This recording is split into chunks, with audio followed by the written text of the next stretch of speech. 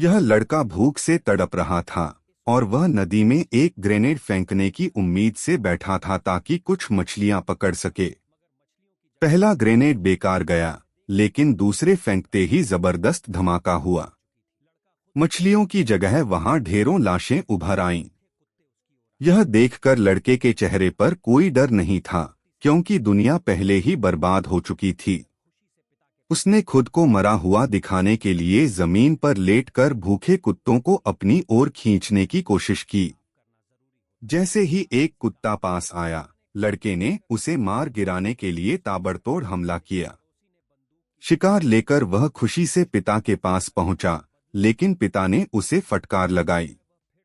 उन्होंने समझाया कि जानवर के अंदरूनी अंग जहरीले हो सकते हैं और उन्हें सही तरीके से साफ करना जरूरी है। लेकिन अब वह शिकार किसी काम का नहीं रहा। पिता ने उसकी खाल निकालने के बाद उसे पड़ोसी से सौदे में देने की सोची, लेकिन पड़ोसी ने बंदूक की धमकी देकर खाल छीन ली और बदले में सिर्फ 2 गधे दे दिए। अगली सुबह पड़ोसी फिर आ धमका और इस बार चोरी का आरोप लगा दिया। पिता को बंदूक की नोक पर घुटनों के बल गिराकर उसे डराया। तब जैक ने एक कीमती रेशमी कपड़ा सौंपकर मामला शांत किया।